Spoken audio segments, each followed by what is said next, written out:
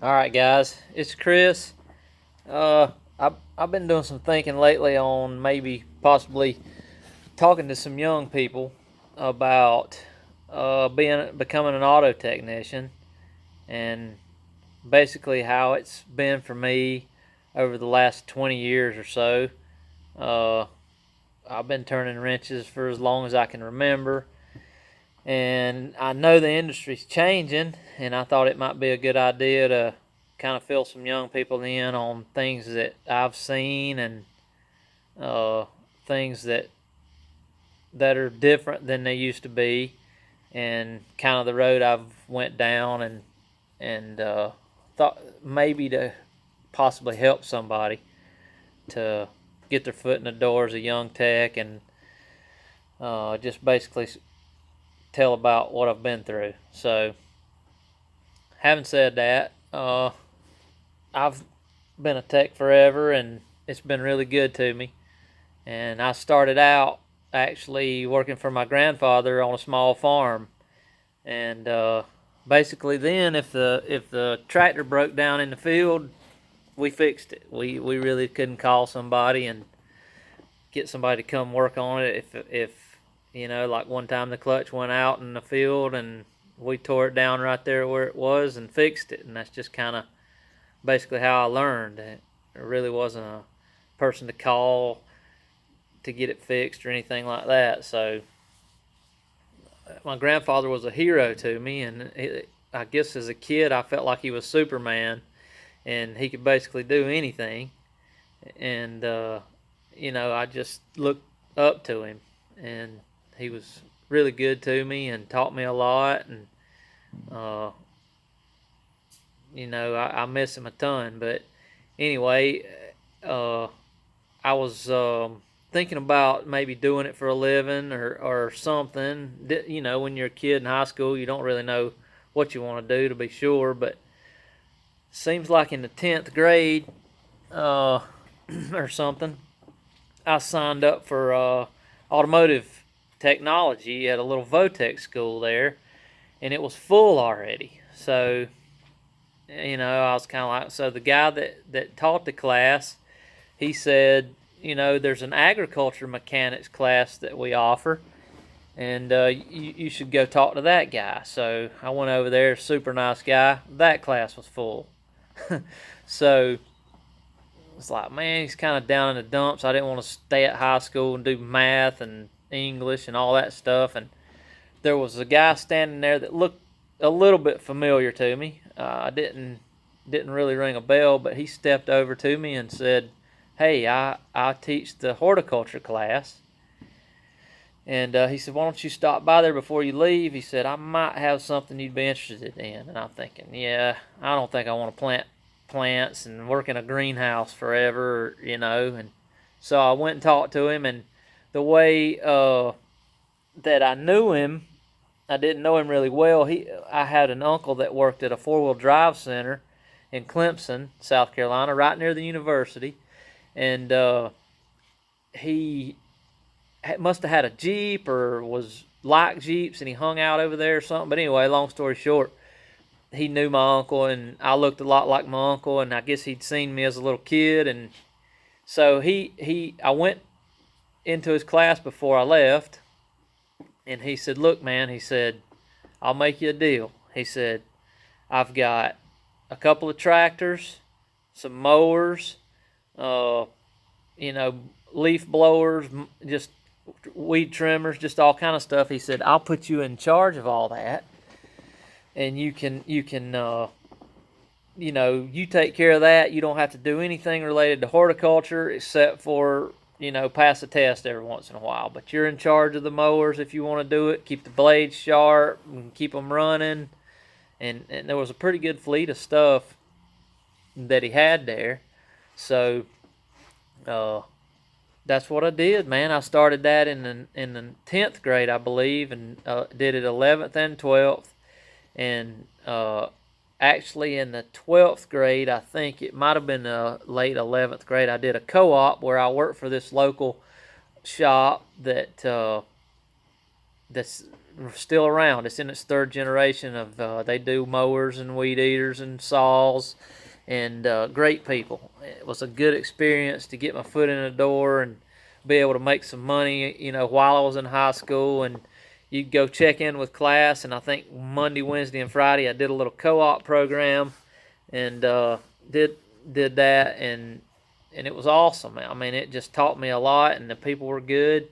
So seems like late 12th grade, one of my friends was taking auto mechanics there at the Votech, and Nashville Auto Diesel came around and give out some pamphlets, and I looked at one, and I didn't meet the guy that was coming down to talk about it, but I got one of the pamphlets, and long story short, I went there, and it was a good experience. I guess you can take away from it what you want, but it was really good, and I kind of found out that I enjoyed gasoline engines a little more than I did diesel, but I didn't hate diesel. But went was 1100 or 1200 clock hours. You had an associate's degree in automotive technology, and in just like 11 months. And so this is kind of crazy, but how things happen. And I don't want to bore you with a story, but it's pretty cool. So my grandmother, pretty religious lady, and she does a lot of praying, and she told me that she saw a car for sale, and it was a Mercedes Benz, and they're not really Mercedes people.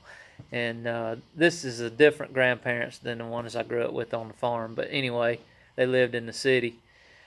And she had a dream that, or a vision or whatever, that she went to buy this car and was going to pay set amount of money for it, and the guy took it. So it was at a little independent European auto repair place, and this is probably in the mid 90s, or maybe probably mid 90s, because I graduated from Votech in 90, or from Auto Diesel in 96. So she told my grandfather, she said, "Look, I had this dream. We need a car. For some reason, something's telling me that I should get this car. If this guy will take this amount of money for it, we'll get it." I might be telling the story a little bit different than it's 100%, but anyway, the money was way cheaper than what they were asking for the car. So she told the guy, she said, "Hey, I had this dream, vision, whatever, that I came to buy this car. I've been seeing it on the side of the road here for a while. Is it, can I get it for whatever the amount of money was?" And he was like, "I don't think so." He's like, "That's a way less than that car's worth." And so she told him, she said, "Well, I had this vision or whatever, and I think it's meant to be." And that guy was actually a preacher, believe it or not. And he said, "Okay, you know what? I'll sell it to you." So they got a really nice Mercedes, and it was sort of old at the time, but it was in good shape. And I'm telling you this because it kind of leads into how my career started in working on automobiles. So they were in conversation with this gentleman that owned this small independent garage, and told him that I was getting ready to graduate. And I think maybe just a couple of months before I was graduating, they were talking to him, and he said, "Hey, have your grandson give me a call before he goes anywhere else, and maybe we can talk. I need a technician. I've got a guy that's getting ready to retire, and I don't do a whole lot anymore myself, so I'd like to talk to him." So long story short, I called him, and my grandparents told me I should call him, and he said, "Hey, I need a tech. I've heard good things about you. I'd like for you to come and just give it a shot and see what you think. It's European cars. We do Mercedes, Volkswagen, Audi, BMW, Volvo, whatever."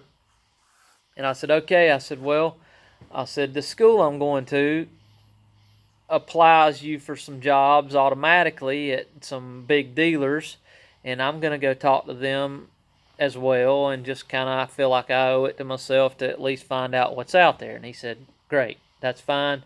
Just keep me in mind. Please come talk to me before you tell anybody. So that's when I found out that as a young tech, having already a lot of experience on my own, like on the farm, whatever, not working for someone else, that didn't really matter. You started out as a porter, moving cars around or changing oil, and I was like, you know, I see why they do that now, and I think I want to relay the message to young people that you may have to start out doing that. And so what you do is, if you do start out doing that, you basically show people that that's not all you can do.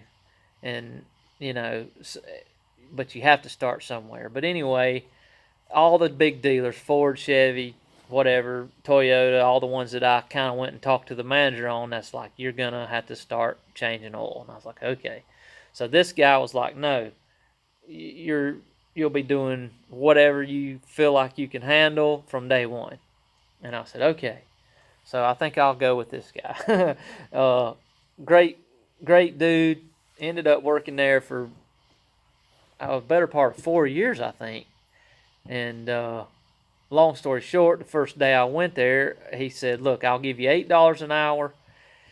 And then this, keep in mind now, this is in 95 or 96, so that was pretty decent money for a 19-year-old kid, you know. And he said, once you work a couple of weeks, we'll reevaluate you and possibly give you more money. Okay, no big deal. So I think the first job I did was a timing chain on a V8 Mercedes, and it was pretty tough, but it wasn't that bad once I kind of got the gist of what to do and getting things out of the way, and had kind of come up with some shortcuts on my own because it just seemed like some of the stuff in the book, of course, you know, you just didn't need to do. And long story short, I got it done pretty fast. It turned out good. Drove the car. It drove great. Started doing some other jobs, not that major, but just fell right into place like I'd been there forever. And I think in a couple of just a few days, maybe, he called me in the office and said, hey, I'm going to give you $13 an hour. You know what you're doing. You know, you're not tearing stuff up. And so I settled right in, and I did find out that I didn't care a whole lot for European cars. I didn't hate them, but I don't know. I just, it's a little bit different than what I was used to, you know. So my mom had a Saturn, and that's kind of my whole story. The best part of my automotive career probably was being with Saturn, small car company, and I think I went out to the dealer. She had a 94 SC2 coupe, dual cam, and then timing chain was noisy, and I thought, well, might have been a water pump and timing chain both. Anyway, I went out to the dealer and got the parts to fix it, and the guy ringing me out, I didn't know it, but the guy ringing me out was the service manager. And he's like, hey, who are you going to get to put these parts on? Do you want to schedule this up? And I'm like, nah, I think I had my Mercedes uniform on and patches and everything. I said, I'm going to do it. And he said, well, if you need us, let us know. And he said, we might be looking for a technician soon. And I think this might have been in like 99, maybe, I think. Anyway, did the job, was kind of proud of it, drove it up to the dealer one day and talked to him. And the Snap-on guy, so the little Mercedes shop that I worked at was all the way across town from the dealership. So the guy there, the Snap-on guy, he said, hey, this is probably like a few months later after I went there and got the timing chain stuff. He said, hey, I think Saturn is hiring, and he called a gentleman's name that I knew, and I didn't know he worked there. And so I was like, man, he works there? Where do I know that name from? It's like, oh, yeah, he's from the same town that I'm from, which is, 30 miles away from the dealer, 25 miles.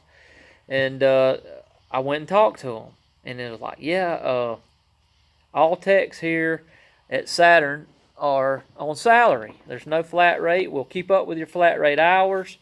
If you bill 40 hours, or if you're here 40 hours and you bill, say, 60, you'll get that extra 20 hours pay as a bonus, which, man, I thought that was awesome. So I'd been working on flat rate for a long time, and I think Saturn at the time was the only car manufacturer dealer that was doing salary for techs. And the good thing, you got to think about, Saturn had one car from 91 until, what, 2000 maybe? And I was there from late 99, early 2000, all the way to went out of business in 09.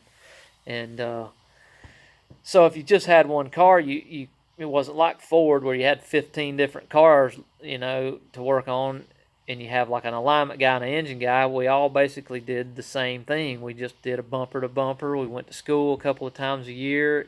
We were a team, and it was just great. It was like just a good experience. So it was kind of like if Joe down at the end of the shop had an electrical problem that was just he'd never seen before, and he was bogged down on it. We pretty much just shut down. I think there was 8 of us there.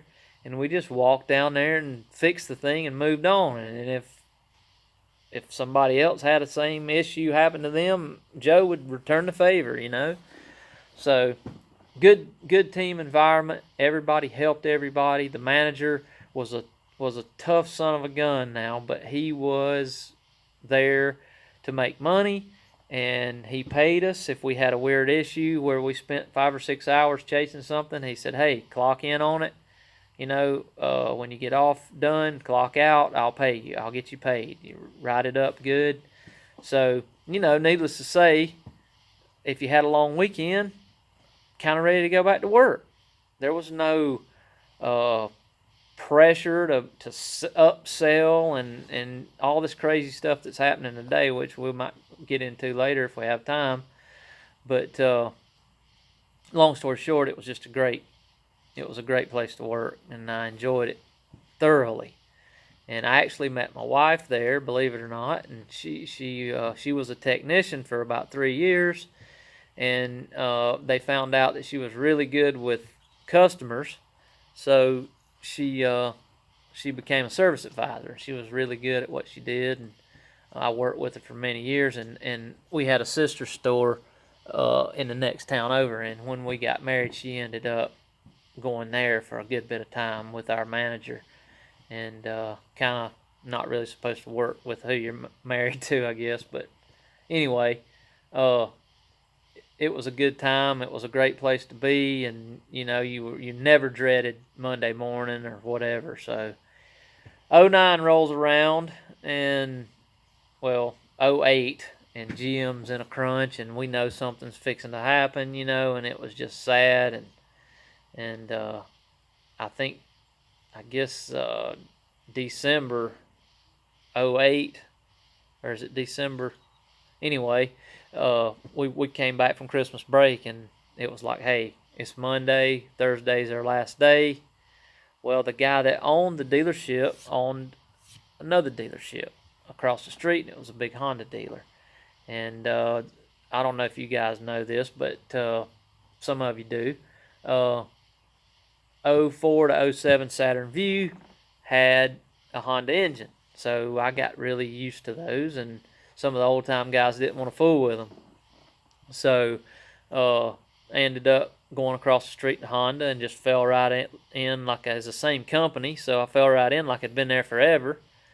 And it was, it just wasn't for me. It was a big dealer, and probably 30 technicians, and it was, I don't really know how to explain it. A lot of volume, probably 100, 120 cars a day, and I'm not really going to go into the bads of it, but I just can tell you this, and this is something, if some of you young guys are thinking about becoming a technician, don't let me deter you from it at all, because it's been a great business, and I'm still doing it. I've got my own shop now, and I love it. We've been here since 2011.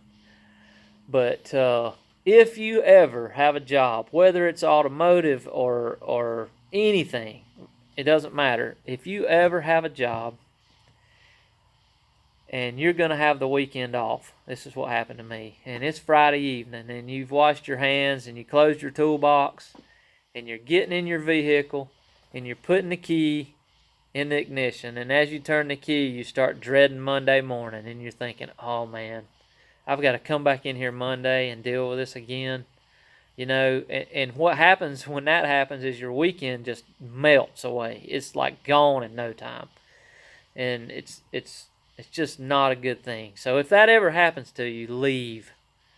It doesn't matter if you think you're going to go absolutely broke. If you have a skill, you will find something to do.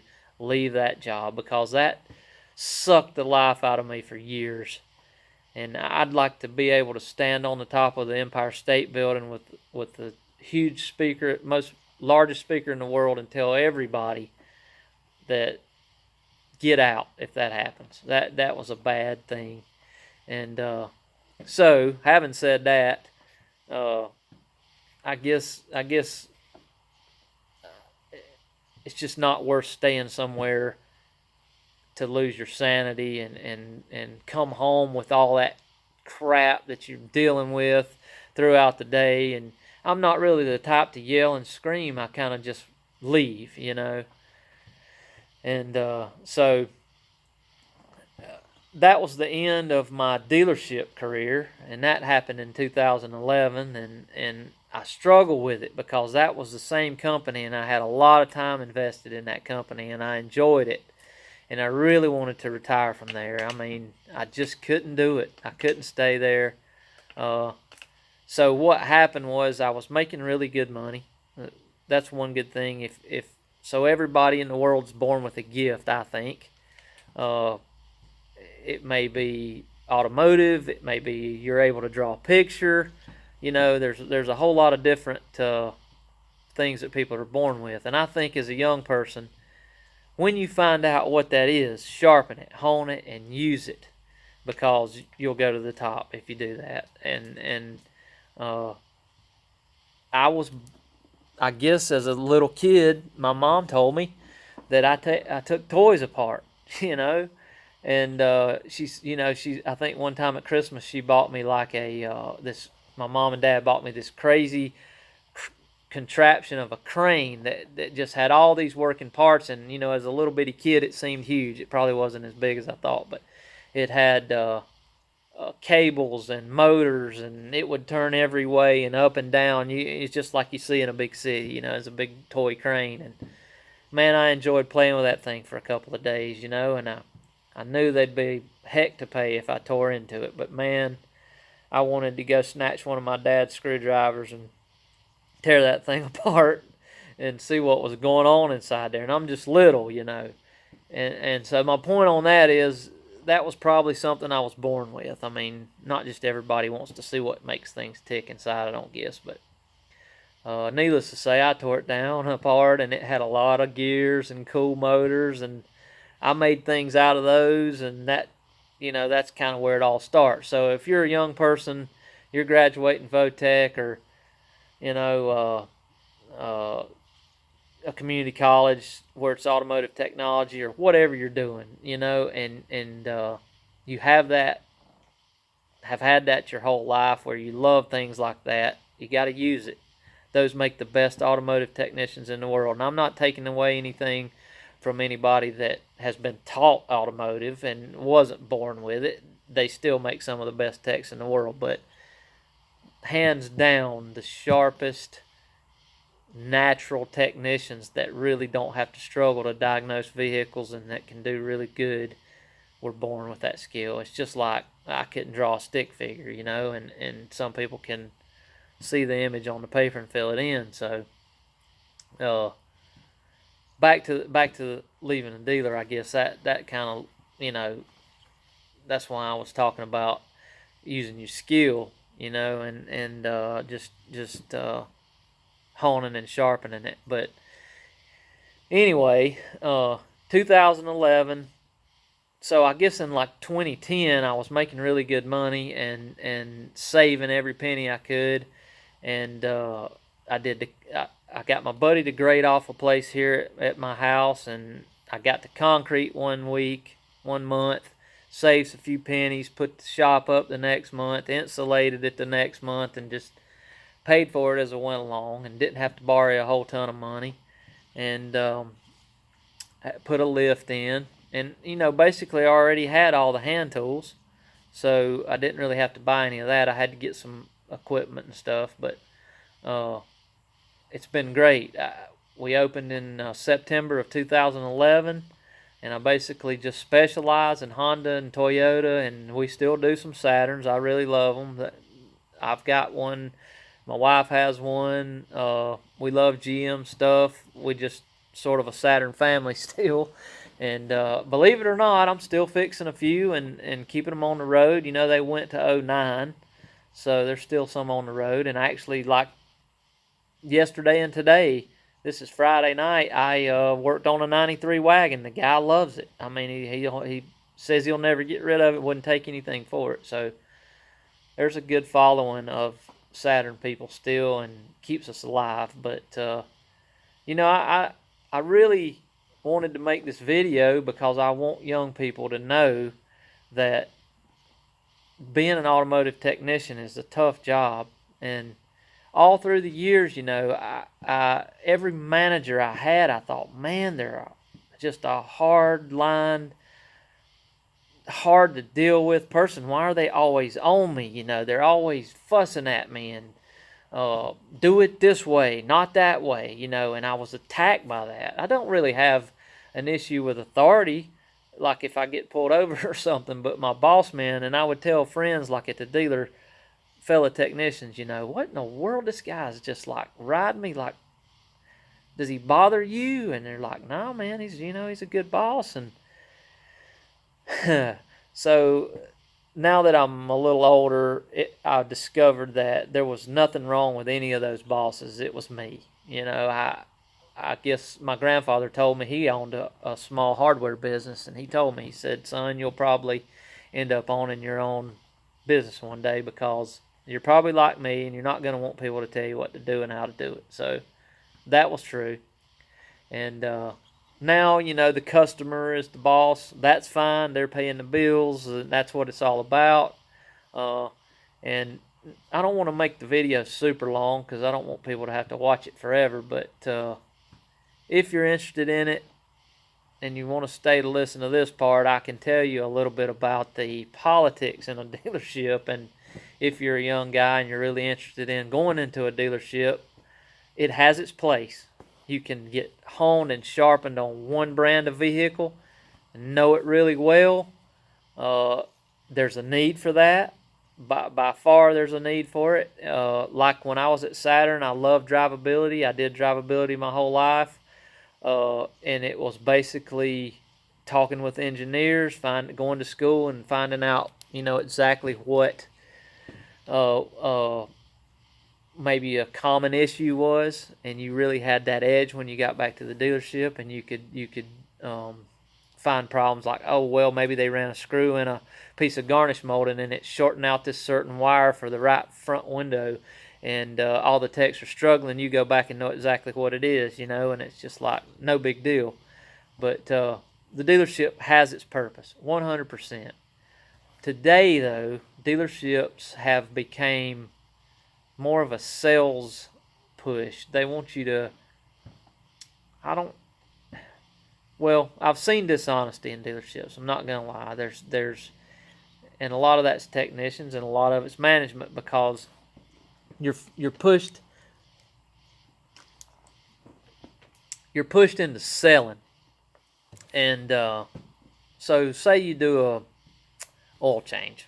You're an A technician, but you got an oil change, and you just naturally look at brakes or whatever you do when you pull an oil change in. You just sort of go over the car, do an inspection on it, and let's just say it's got 30,000 miles on it. Most dealership management say, hey, every fluid in it's old, it needs flushing. Well, if I have a vehicle with 30,000 miles on it, I hadn't had the lid off the brake fluid, I don't think it needs changing. How did it get contamination in it? If it's contaminated at 30,000 miles, it's under warranty. How about you change it for me if I haven't had the lid off? That was kind of my mentality. Now, I upsold things that cars needed big time. If the throttle body was dirty, or if I felt like the injectors they've been running terrible fuel, whatever, air filters, things that you see that you can show a customer that they need, of course, sell it. But what happened to me, and what happened to a lot of the young guys and even the old time guys at the dealer that are not there anymore, is they kept up with your upsells and they reprimanded you if you didn't have enough, and it's very strange. Like, you get called in the office, and I'm like, well, I didn't really find anything. So this whole week I've been doing nothing but warranty. I've been stuck on 2/10 key fobs on Honda Accords all week, and they take an hour apiece. So I worked on 14 cars yesterday, and I got 2.5 hours. Didn't have time to upsell. They were in for a recall. They don't want to do anything. Well, that doesn't matter. You need to upsell, or you're going to be in some big trouble and hunting a job. And I was always top upsell, most of the time, because I love to hustle and keep 2 or 3 bays full and just work really hard and make money and put some of that money up. Who knows, So anyway, that's one reason I'm not at the dealer anymore. And there's tons of stories I could tell about exactly what happened, but we won't go into that. I'm just not there anymore. And I do believe, as a young tech just starting out, getting in a dealer for a little while might not be a bad idea. You can make some killer money there. You'll have a tool guy come by. Don't go way off the deep end and buy a huge toolbox and before you even have anything to put in it, just to keep up with the guy beside you. Get you a small Craftsman box. Get exactly what tools you need. Don't go into huge debt and start building up some stuff after that. It'll come. You'll end up with more tools than you know what to do with. Trust me. So, maybe get your foot in the door at a dealer or a really nice independent shop that, you can go in there and show the guy that you've got drive and you want to work hard and just do things right. Take your time to begin with and things like that. But the independent shop for me was the most learning experience, I guess, because there was all kind of different cars. I worked at an independent shop that did European, but all European. So I really learned a lot about those, and I learned enough to not allow them across the threshold of this shop now. But I've done my time on those. But I just really want to stress to the young people that are thinking about going out into this field. It's been great to me. It's been one of the best things that's ever happened to me. And I'm still, the older I get, it's sort of like if any of you guys have a grandfather, great grandfather that buys a new TV or Blu-ray player, or my day was a VCR, and they don't want to fool with it. They're like, can you come by here this weekend and set the clock on this thing for me? It's like, yeah, sure, no problem. And when you're a kid, you're eager to figure it out. It's like, no problem, yeah. But when you get older, you're like, I don't want to learn new things. I'm done with it, It just happens when you get older. So take advantage when you're young, learn a lot. When I'm my age now, I just do things to try to stay sharp. Like maybe I'll buy a new scan tool and a scope to try to learn all these different new things. Who knows? Cars will be electric soon one day probably. But go into it with an open mind. Know that you'll probably have to start low. And even if you know tons of things that you've done as a kid, like I did, swallow it. Go in there. When you get a chance, show your boss or maybe the guy that you're working under, if you're an apprentice, that you can do it, and don't take things to heart. A shop full of technicians is a hard place, man. I mean, they'll ride new guys until the cows come home. It's crazy. It happened to me, but you just roll right with it, give it right back to them. You'll fit right in. It's been a great ride. I think this will be, let's see, 95 till today, or 96 till today. It's been a long while that I've been on cars, and I still love them. and we're still kicking. So uh, I've been giving some thought possibly to doing some YouTube videos. I have a little bit of YouTube videos out there with a little drag car that I have that's gotten a little bit of success, uh, and not necessarily my own videos. Some of them have done okay, and I'm thinking about doing this a little bit. And I actually have already reached out to some of the Votech schools, the one that I went to, as a matter of fact, and let them know that I would like to talk to the students, when they get ready to graduate.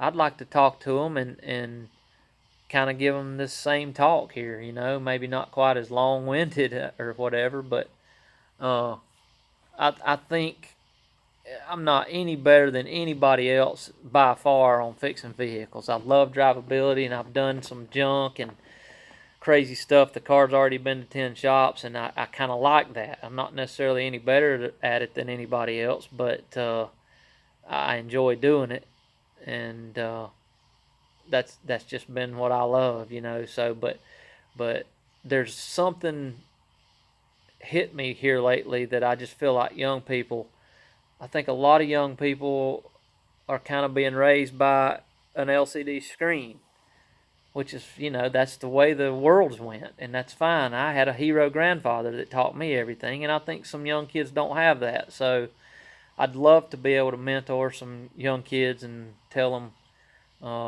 exactly what I've been through and what I learned, and I hope I touched some of that on this video. And I'm sorry that it's going to be close to 40 minutes long, and hopefully some of you guys will watch it and spread it around, and hopefully young people will want to be an auto tech and do well. So take that skill that you're born with, sharpen it up, go out in the world, you'll go far. And leave us a comment down below, and let us know what you think about the video. I appreciate you watching.